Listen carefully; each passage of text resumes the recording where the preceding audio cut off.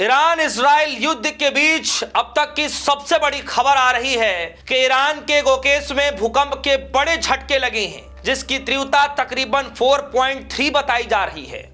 Iran में 4.3 की तीव्रता से जो भूकंप महसूस किए गए हैं, उसको लेकर यह कहा जा रहा है कि क्या यह प्राकृतिक भूकंप है या कुछ और है। साफ शब्दों में कहूं तो लोगों का यह मानना है, कई एक्सपर्ट का यह मानना है कि कहीं ये न्यूक्लियर टेस्टिंग तो नहीं थी ईरान की तरफ से। जी हां, इस तरह की खबरें चल रही हैं। वहीं दूसरी तरफ चीन अब ईरान का साथ देगा। इस जंगी मैदान में चीन अब ईरान का साथ देने जा रहा है। दोनों विदेश मंत्री की आपस में बातचीत हुई है, इस तरीके की खबरें चल रही हैं। यह भी खबर मैं आप सभी को बताऊंगा। साथ ही साथ यह भी कहा जा रहा है कि अब चीन अमेरिका को लेकर के कहा यह जा रहा है कि मैदान में जो उतरने जा रहा है, उससे अमेरिका का जो तेल का खेल है वो भी बिगाड़ सकता है। यानी चीन अब अमेरिका का तेल का खेल भी बिगाड़ सकता है।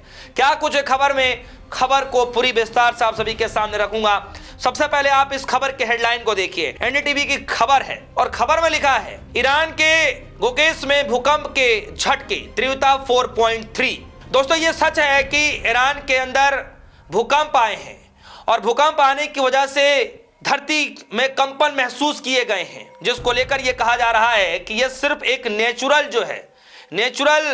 जो है भूकंप नहीं है, बल्कि यह एक न्यूक्लियर टेस्टिंग की गई है, जिसके झटके महसूस किए जा रहे हैं। तो क्या यह सच है? खबरों को जब आप बारीकी से समझेंगे, पढ़ेंगे, तो समझ में आएगा कि क्या कुछ है। हालांकि लोग कमेंट्स में लिख रहे हैं, जैसे मिस्टर डेविड लिख रहे हैं, यह भूकंप नहीं है, न्यूक्लियर टेस्टिंग थी ईरान की तरफ से, यह बात कही जा रही है। और लोग लिख रहे हैं कि परमाणु कार्यक्रम की सफलता इस देश की लगता है कि ईश्वर ने बराबरी कर दिया, कमजोर समझने वालों को जवाब है।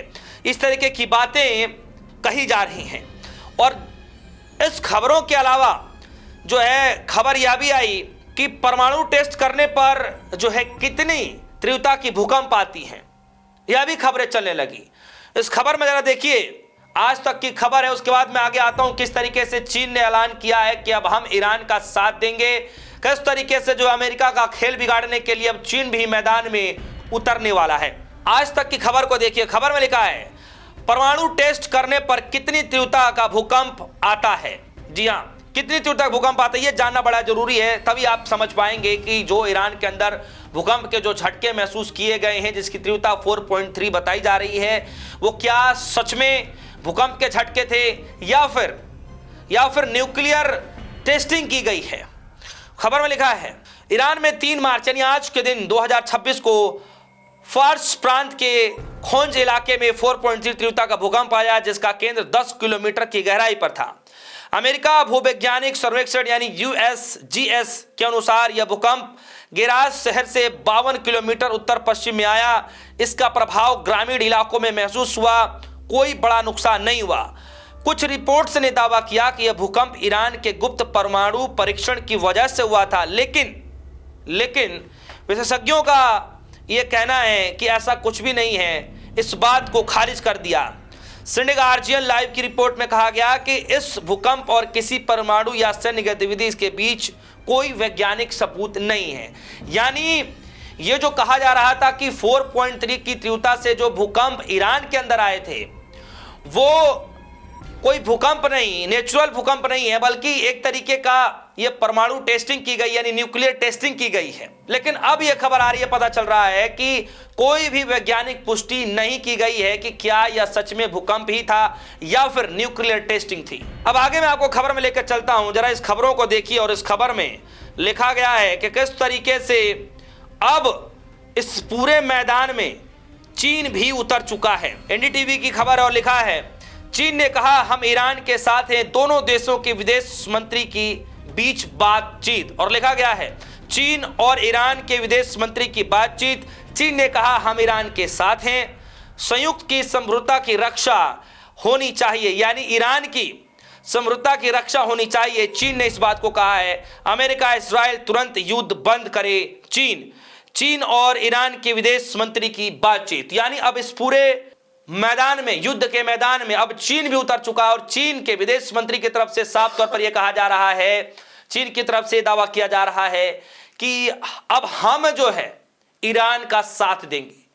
अमेरिका इजराइल को जंग रोक देनी चाहिए, यह बात अब चीन की तरफ से कही जा रही है। दोस्तों, एक तरफ ईरान के अंदर माहौल एकदम गर्म हो चुका है, इजराइल के अंदर भी जो है भगदड़ मची हुई है, तबाही आई हुई है, क्योंकि ईरान ने जिस तरीके से हमले किए हैं उसको देखने के बाद जो है इजराइल में जो माहौल पहले दिन का था अब वो कहीं ना कहीं खत्म होता दिखाई दे रहा है। लोग जगह जगह ढूंढ रहे हैं कि कहां पर छुपने की जगह मिल जाए इजराइल के अंदर, और दूसरी तरफ ईरान रुक नहीं रहा है। एक से बढ़कर एक मिसाइलें अपने बंकरों से निकालते हुए, वीडियो बनाते हुए, नई वीडियो लॉन्च करते हुए, मिसाइलों की वीडियो लॉन्च करते हुए यह बताने की कोशिश कर रहा है कि खेल अभी बाकी है, रुकेगा नहीं। वहीं दूसरी तरफ ट्रंप साहब बार बार मीडिया के सामने आके कह रहे हैं कि ये लड़ाई जो है काफी लंबी चलने वाली है और हम लड़ने को तैयार हैं। यानी ट्रंप साहब को भी ये लगा कि बहुत जल्दी ही ईरान घुटने टेक देगा, इजराइल को भी लगा कि ईरान बहुत जल्दी घुटने टेक देगा, घुटनों पर आ जाएगा। लेकिन ये शायद दोनों देशों को नहीं पता कि ईरान ने शायद पहले से ही बड़ी तैयारी कर रखी थी।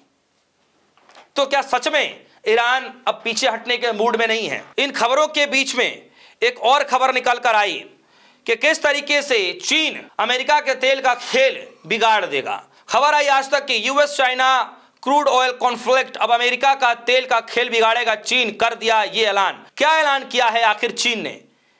इस खबर में जरा बारीकी से जानने की कोशिश करते हैं। लिखा है, मिडिल ईस्ट में तनाव बढ़ने से चीन पर तेल को लेकर दबाव बढ़ाया गया, क्योंकि चीन ज्यादातर तेल ईरान और हॉर्मुज जलडमरुतम से मंगाता है।